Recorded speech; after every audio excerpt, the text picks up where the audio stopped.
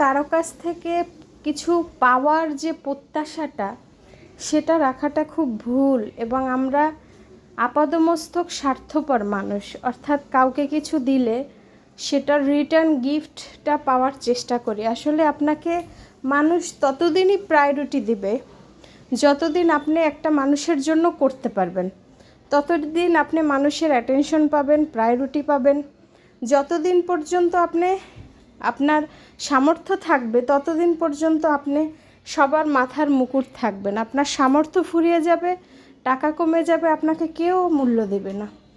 আজ সকালে যে পেপারটা আপনি 10 টাকা দিয়ে কেনেন, কাল সকালে সেটার মূল্য হয় পুরো 1 কেজির মূল্য হয় 10 টাকা।